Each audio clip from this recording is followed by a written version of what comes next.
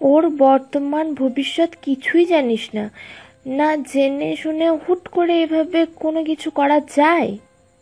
এত কিছু আমি জানতে চাই না নেলি। কবে কবে কবে ওর জন্য আমার মনে ভালোবাসার সূত্রপাত হয়েছে আমি নিজেও জানি না।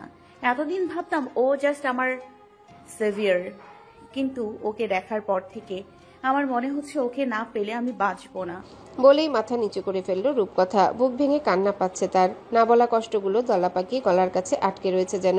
বিষিয়ে ওঠা গলায় হাত বুলিয়ে ধীর লয়ে রূপকথা বলল, ওর অবহেলা আমাকে মৃত্যু যন্ত্রণা দিচ্ছে নেইলি।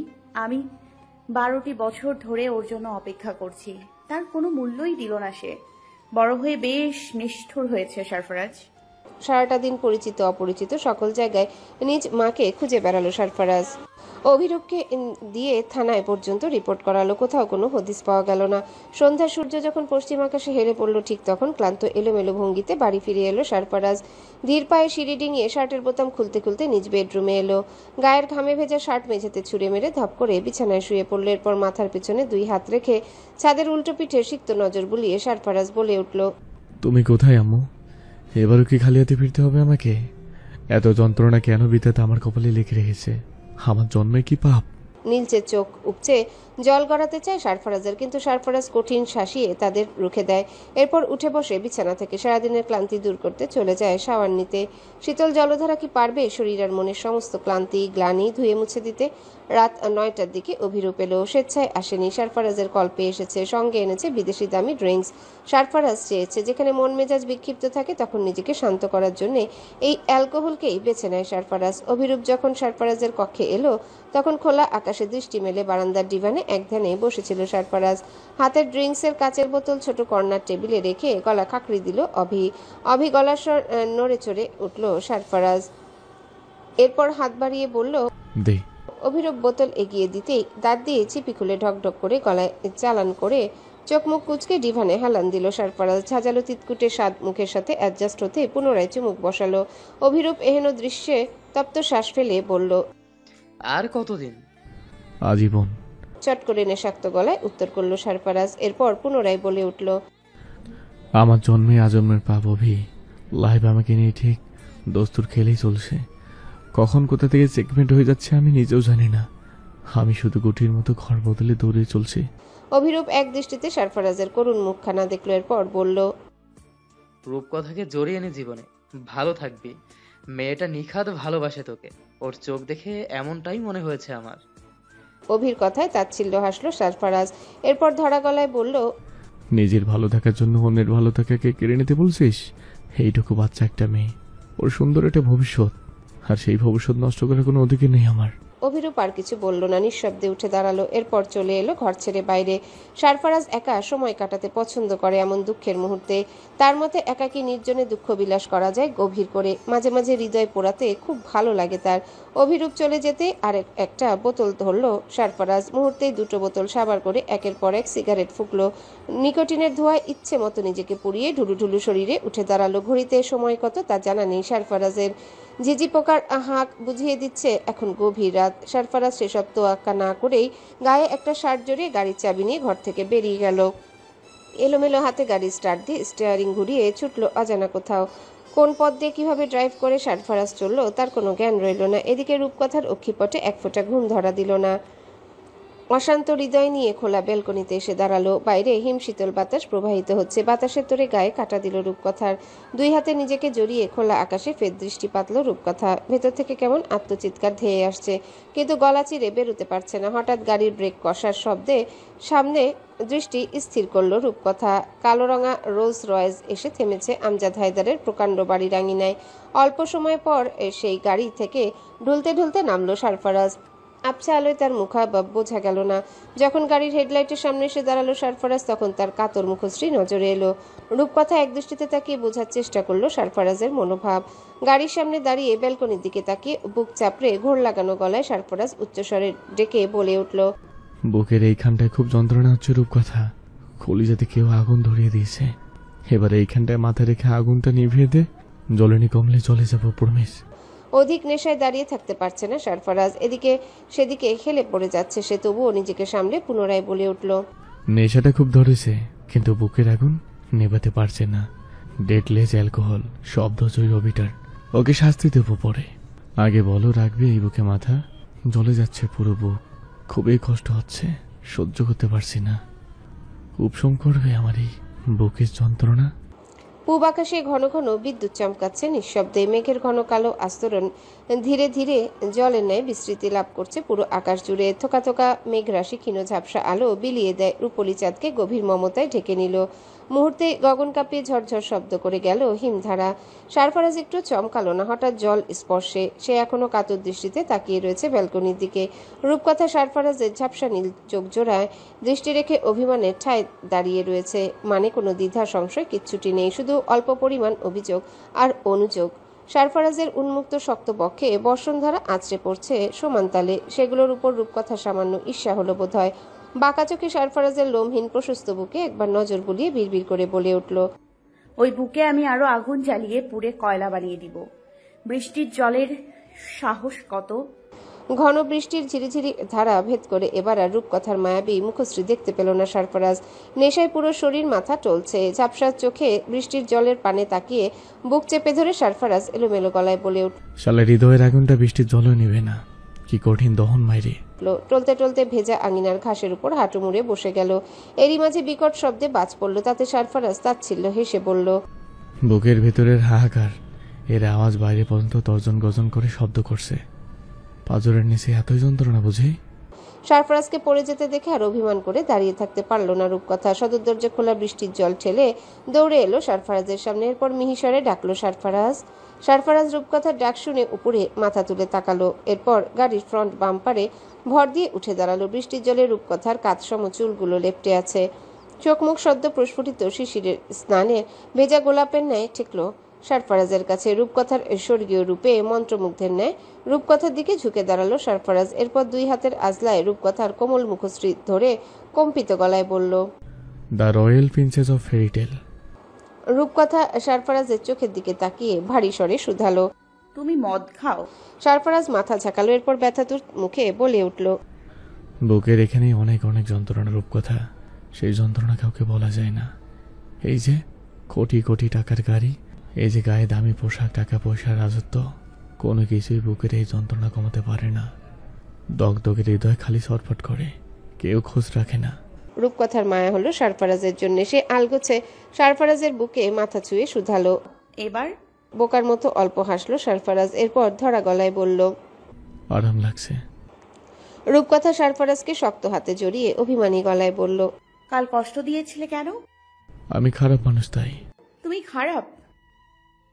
রূপকথা সরফরাজের ঠোঁটে সরু আঙ্গুলি চেপে ধরে বলে উঠল। পচা কথা বলে না। ঠোঁটে রূপকথার আঙ্গুলে শীতল স্পর্শ পেয়ে কেঁপে উঠল সরফরাজ। হৃদগতি তেজ হলো 3 গুণ হারে। বুকের খাঁচা ভেঙে এই বুঝি হৃৎপিণ্ড বাইরে বেরিয়ে আসে। রূপকথার হাতের কবজিতে চেপে ধরে সরফরাজ নেশাক্ত গলায় বলল, আমি পাপী, আমি আর মানুষ নই রূপকথা, আমার কাছে এসো না। পাপের তাপে তুমিও পুড়ে যাবে, জানো না? কেউ মরে পাপে, কেউ তাপে। রূপকথা শক্ত ঠোঁটে বলল, তুমি এসেছো সরফরাজ? রূপকথার চট করে উত্তরে অল্প বাঁকা হাসলো সরফরাজ। এরপর বলল, বেশ বড় হয়ে গেছো তাই না? বড়দের মুখে মুখে কথা বলো। রূপকথা সরফরাজের বুক থেকে মাথা তুলতে চাইল।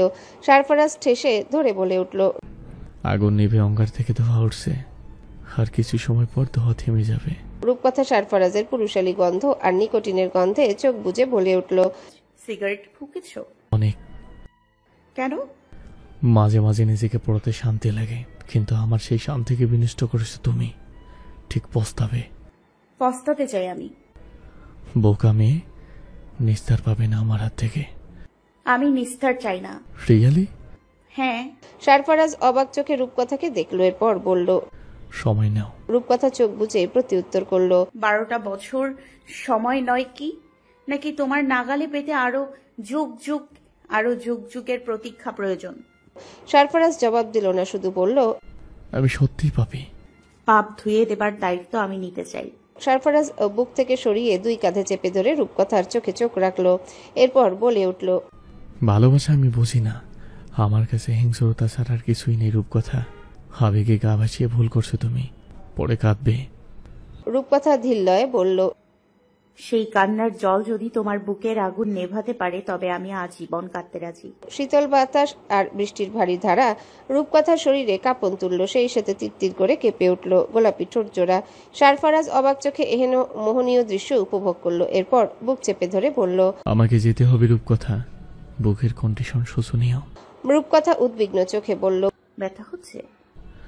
না, বাসনা তাড়না তাড়াহুড়ি পেটাচ্ছে, ওসব তুমি বুঝবে না। বলেই রূপকথাকে ফেলে গাড়িতে উঠে বসলো সরফরাজ। এরপর গাড়ি স্টার্ট দিয়ে জানালার কাছে নামিয়ে উঁচু আওয়াজে বলল, আমি মরে গেলেও আমার সোহা তোমার পিছু ছাড়বে না, ভেবে চিন্তে ডিসিশন নিও, পরে কিন্তু মুক্তি পাবে না। বলেই গাড়ি হাঁকালো সরফরাজ। রূপকথা ঠোঁট টিপে হেসে বলে উঠল, পাগল একটা। সরফরাজের গাড়ি দৃষ্টি সীমানা থেকে মিলিয়ে যেতেই ভেজা শরীরে পা টিপে ঘরে ঢুকে দরজা আটকে দিল রূপকথা। এরপর পা টিপে টিপে সিঁড়ি বেয়ে নিজ কক্ষে ঢুকলো। কক্ষে বিছানার উপর নেলিকে দেখে কিছুটা অপ্রস্তুত হলো রূপকথা। বোকা নেলি কেমন চতুর চোখে রূপকথার পানে তাকিয়ে আছে। রূপকথা নেলিকে দেখে ভয়ার্ত মুখে শুধালো। ঘুমাসনি? নেলি মাথা দুলিয়ে বলল। সাফররাজ ছিল। রূপকথা অল্প করে উত্তর দিল, প্রেমে পড়লি? জানি না। বালিশের তলায় বন্দুক রাখে ওই ছেলে। নিশ্চয়ই সাধারণ মানুষের বালিশের তলায় বন্দুক রেখে ঘুমাবে না, তাই না? নেলি ও খারাপ মানুষ সেটা স্বীকারোক্তি দিয়েছে আমার কাছে, কিন্তু আমি ওকে ফেরাবো, তুই দেখিস। নেলি তপ্ত শ্বাস ছেড়ে বলে উঠল, মামা মামি কষ্ট পাবে রূপকথা, তুই ভুল পথে হাঁটতে চাইছিস। রূপকথা কোনো উত্তর না দিয়ে শুকনো কাপড় নিয়ে ওয়াশরুমে চলে গেল। ঝটপট কাপড় পাল্টে বেরিয়ে নেলিকে আগের জায়গাতেই পেল। হয়তো উত্তর শোনার আশায় অপেক্ষা করছে নেলি। নেলির ভাবভঙ্গি বুঝতে পেরে রূপকথা নিচু গলায় বলল, সরফরাজের সাথে আমার বন্ধন একদিন দুদিনের নয় নেলি। ও আমার কোনো ক্ষতি করবে না এবং হতেও দেবে না। ওকে চোখ বন্ধ করে বিশ্বাস করি আমি। নেলি আর কথা বাড়ালো না, শুধু অবিশ্বাসের গলায় বলল, বেস্ট অফ লাক। নেলি চলে যেতে দীর্ঘশ্বাস ছাড়ল রূপকথা। এরপর শীতল শরীর উষ্ণ করার উদ্দেশ্যে কাঁথা গায়ে জড়িয়ে বিড়বিড় করে বলে উঠল, তুই কি করে বুঝবি নেলি, সরফরাজের বুকে আমি কতটা শান্তি পাই। ওটা যে আমার নিরাপদ আশ্রয়স্থল। বাবা মা হারানোর পর ওখানেই তো আমার বাস ছিল। সে যে আমাকে আগলে নিতে জানে। সকালে বেশ দেরিতে ঘুম ভাঙল সরফরাজের। ঘুম থেকে উঠেই ফোন হাতে নিল সরফরাজ। এরপর স্ক্রিনে সময় দেখে নিল, বেলা প্রায় মধ্য দুপুর। এরপর একবার আজকের তারিখটা পরখ করলো। আলগোছে হাতের ফোনটা বালিশের পাশে রেখে চোখ বুজে শটান শুয়ে রইল কিছু সময়। এরপর পুনরায় ফোন হাতে নিয়ে অভিরূপকে মেসেজ পাঠালো, দুপুর 2টায় ফ্লাইট, লুই আর ইয়ং ল্যান্ড করবে, প্লিজ রিসিভ করে নিও ওদের। ছোট বার্তাখানা পাঠিয়ে উপর হয়ে বালিশে মুখ গুজল। ঝাপসা এলোমেলো স্মৃতি পটে গত রাতের মুহূর্ত ধরা দিল। অনন্য ভালো লাগায় পাশ বালিশ চেপে ধরল সরফরাজ। এরপর ঘুম জড়ানো গলায় নিজেই নিজেকে শুধালো, সিরিয়াসলি? ভেতর থেকে আসা উত্তরে লাজুক হাসলো সরফরাজ। এরপর বালিশে কয়েকটা পাঞ্চ মেরে ভাঙা গলায় বলে উঠল, কি সাংঘাতিক বিচ্ছু মেয়ে, আমাকে কুপঘাত করেই ক্ষান্ত হলো। ঘড়ির কাঁটা তরতর করে আরো খানিক সময় গড়ালো। আর শুয়ে থাকতে পারল না সরফরাজ। আড়মোড়া ভেঙে উঠে দাঁড়ালো। এরপর চলে গেল ফ্রেশ হতে। মেডিকেল কলেজের ফার্স্ট ডে থাকায় সকাল বেলায় ক্লাস অ্যাটেন্ড করার জন্য না খেয়ে চলে এসেছে নেলি আর রূপকথা। দুপুরের আগে খিদেই তালগোল পাকিয়ে গেল নেলির। ক্যান্টিন থেকে দ্রুত অল্প কিছু খেয়ে ফিরে আসলো লাইব্রেরিতে। এরপর মেডিকেল সায়েন্সের উপর লিখে একটা বই নিয়ে নাড়াচাড়া করলো রূপকথা। প্রথম দিন জন্য সবকিছুতে কেমন এক্সাইটমেন্ট কাজ করলো তার ভেতর। নেলি রুটিন চেক করে রূপকথার উদ্দেশ্যে বলে উঠল, পরের ঘন্টায় ক্লাস আছে। রূপকথা ভাবুক হয়ে শুধালো, কি ক্লাস? ফিজিওলজি। রূপকথা আর কিছু শুধালো না, কিন্তু নেলি মনমরা হয়ে রইল। রূপকথা নেলির দিকে তাকিয়ে শুধালো, মন খারাপ কেন?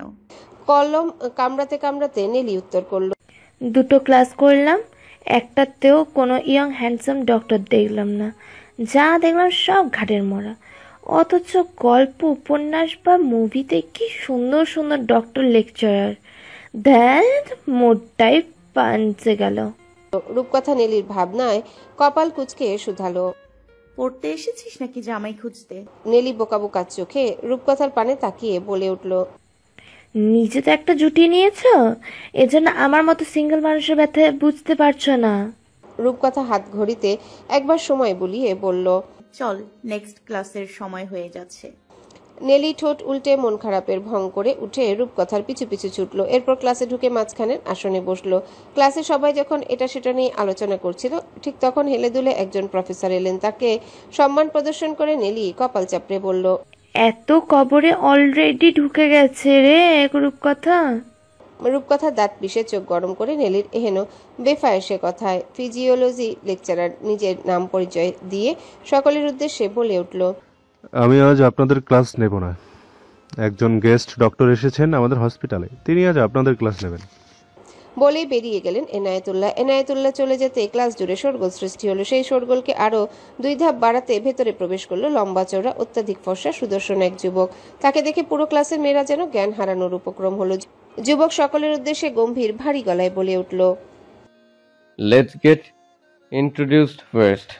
I'm Dr. Rudra Raj Chaudhary. Class জুড়ে সকলের দৃষ্টি শান্ত স্থির। সামনে দাঁড়ানো স্বপ্নের পুরুষের ন্যায় অধিক সুদর্শন লেকচারারকে দেখে ক্লাসের মেয়ে স্টুডেন্টগুলো পলক ফেলতে ভুলে গেছে যেন। উপস্থিত ছেলেরাও ফিসফিস করে এটা সেটা বলছে, কিন্তু এসবের ধার যেন ধারল না রুদ্র। সে তার গাম্ভীর্য আর রহস্যে অটল থেকে সাদা শার্টের হাত কোনই অবধি গুটিয়ে হোয়াইট বোর্ডে খচখচ করে মার্কার দিয়ে লিখল। Fight or flight response. লেখাটি লিখে শেষ করে সামনে ফিরল রুদ্ররাজ। ঠোঁটে ঠান্ডা হাসি, গাঢ় আকাশী চোখে ইন্দ্রজালের খেলা। রুদ্র পুরো ক্লাস জুড়ে একবার চতুর নজর বুলালো। ক্লাসের কেউ ঠোঁট টিপে ড্যাব ড্যাব করে তাকে দেখে চলেছে, কেউ ডায়েরির আড়ালে চোখ রেখে গোপনে নিঃশব্দতাকে পরখ করছে। এসব দৃশ্যে রুদ্র কোনো প্রকার হেলদোল দেখালো না। তার চোখ যেন অন্য কিছু খুঁজে চলেছে ক্লাস জুড়ে। এদিকে নেলি রুদ্রের চোখের মণিতে খেই হারিয়ে ক্যাবলাকান্তের মতো ফ্যালফ্যাল করে তাকিয়ে রইল। এমন বেহায়া দৃশ্যে রূপকথা নেলির হাতে চিমটি কেটে বলে উঠল, এই লোকটা ট্রেনে একই কেবিনে এসেছে আমার সাথে। ওনাকে এক এক দিন এক এক রূপে দেখে অবাক হচ্ছি আমি। বলেই গোপনে নিজের ফোন বের করে ছবি তুলতে উদ্যত হলো, কিন্তু তার আগে ভরা ক্লাসে গমগমে আওয়াজে রুদ্র আঙ্গুলি ইশারা করে বলে উঠল, Hey, you. In the third row. রুদ্রের গলায় স্পষ্ট আওয়াজে কেঁপে উঠল রূপকথা। ফোন লুকিয়ে সম্মুখ লেকচার টেবিল পানে তাকাতেই রুদ্র মাথা ঝাঁকিয়ে বলে উঠল, Yes, you. রুদ্রের আঙ্গুলি নির্দেশে রূপকথা চারিপাশে বেকাবু তাকিয়ে ধীরে ধীরে উঠে দাঁড়ালো। রূপকথার পানে ক্লাসের সকল মেয়ে তাকিয়ে রইল। নতুন প্রফেসর আসতে না আসতে নতুন ক্লাসে কি প্রশ্ন করতে পারে এই মেয়েকে তা যেন কারো মাথায় ঢুকলো না। 2 আঙ্গুলের মার্কারটাকে বেশ কায়দা করে ঘোরাতে ঘোরাতে রূপকথার সামনে এসে দাঁড়ালো রুদ্র। এরপর অল্প ঝুঁকে অদ্ভুত গলায় শুধালো, When someone faces an unexpected danger, like losing the only person they love, which nervous system takes over first? রুদ্ররাজের অদ্ভুত প্রশ্নে রূপকথার অবাক চোখে রুদ্রের কঠিন হাস্যোজ্জ্বল মুখের পানে তাকিয়ে রইল। রুদ্রের চোখ দুটোতে কেমন চতুরতার খেলা, ঠোঁটে ঠান্ডা হাসি, চাহনি নির্লিপ্ত অথচ গভীর। রূপকথা ফার্স্ট ক্লাসে এমন প্রশ্নে কিছুটা ঘাবড়ে গেল। সে এসবের উত্তর জানে না। ফার্স্ট বই কিনে কৌতূহলবশত 2-3 চ্যাপ্টার রিডিং পড়েছিল, সেখানে এমন অধ্যায় পড়েছে বলে মনে পড়ে না। তবুও মস্তিষ্ক ঘেটে কিছু মনে করবার চেষ্টা করলো রূপকথা। এরপর ফট করেই বলে উঠল, I think sympathetic nervous system sir. রূপকথা উত্তরে রুদ্র মাথা ঝাঁকিয়ে বলল, Brilliant. বলেই হাততালি দিল। পুরো ক্লাসের মেয়েগুলো কেমন ঈর্ষান্বিত চোখে দেখতে লাগলো রূপকথাকে। রুদ্রের হাততালিতে রূপকথার মনে কোনো আনন্দ হলো না, বরং অযাচিত অজানা ভয় এসে বুকের মাঝে হানা দিল। রূপকথার ভয়কে দ্বিগুণ বাড়িয়ে গম্ভীর গলায় নাটকীয় ভঙ্গিতে রুদ্র বলে উঠল, Exactly. এমন সিচুয়েশনে পড়লে আমাদের হৃদয়ের গতি তেজ হয়, নিঃশ্বাসের গতি বেড়ে যায়। মনে হয় এই বুঝি প্রাণ গেল, রাইট? সেই সাথে চিবুক গড়িয়ে ঘাম জড়ায়। বাট মিস, কথাটা বলে রূপকথার পানে বাঁকা চোখে তাকিয়ে রইল রুদ্র। রূপকথা রুদ্রের চাহনির মানে বুঝতে পেরে মাথা নত করে প্রতিউত্তর করল, রূপকথা চৌধুরী। রুদ্র স্মিত হেসে বলল, নাইস নেম। তো miss Rupkatha, tell me one thing, have you ever felt that situation recently? রুদ্রের তির্যক প্রশ্নে কেমন কেঁপে উঠল রূপকথা। মানুষটার কথাবার্তা তার মোটেও ভালো লাগছে না। এত এত স্টুডেন্টের ভিড়ে রূপকথাকেই কেন এসব জিজ্ঞাসা করছে এই রুদ্ররাজ। এদিকে রূপকথার পানে তাকিয়ে ঠোঁট টিপে হেসে চলেছে ক্লাসের মেয়েরা। রূপকথার নাজেহাল চেহারা দেখে তারা যেন বেশ আনন্দ পেল। রূপকথা রুদ্রের পানে তাকে ইতস্তত করে নিভু গলায় বলল, ক্যান আই সিট? রুদ্র গম্ভীর গলায় উচ্চস্বরে বলল, নো। রূপকথা রুদ্রের ধমকে কেঁপে উঠে ভীত মুখে একবার রুদ্রের পানে নজর বুলালো। রূপকথার ভীত মুখশ্রী দেখে ফিক করে হেসে দিয়ে রুদ্র বলে উঠল, just kidding, please sit down. রুদ্রের এহেন আচরণ কেমন অদ্ভুত লাগলো রূপকথার। রুদ্রের সাথে ক্লাসের মেয়েগুলো শব্দ করে হেসে উঠল। ফার্স্ট দিনে এমন নাস্তানা বোধ হয়ে চোখ ফেটে জল এলো রূপকথা, তবুও নিজেকে সামলে মাথা নিচু করে বসে গেল রূপকথার পানে তাকিয়ে রুদ্র ঠোঁট কামড়ে মনে মনে বলে উঠল, I will burn everything you love, dear Sarfaraz. তোর চোখে যে আগুন দিয়ে সবকিছু জ্বালিয়ে দিচ্ছিস সেটার উত্তাপহীন ছাই দেখতে চাই আমি, এবং সেটা খুব শীঘ্রই। কলেজ ছুটির পর বিষণ্ণ মুখে বেরিয়ে এলো রূপকথা। নেলি বিভিন্ন কথা বলে রূপকথাকে হ্যাপি করতে চাইলো, কিন্তু রূপকথার মন ভালো হলো না। ক্লাস শেষ করে রুদ্ররাজ চলে যেতে ক্লাসের মেয়েগুলো রুদ্ররাজ আর রূপকথাকে কটাক্ষ করে ঠেস দিয়ে নানান কথা বলেছে। হ্যালো বন্ধুরা, পরবর্তী পার্ট খুব তাড়াতাড়ি আসবে, তো সবাই অপেক্ষায় থাকো। আর চ্যানেলটি যারা এখনো সাবস্ক্রাইব করোনি তারা পরবর্তী পার্ট দেখার জন্য চ্যানেলটি সাবস্ক্রাইব করে রেখো। ধন্যবাদ সবাইকে, আমাদের সাথেই থেকো।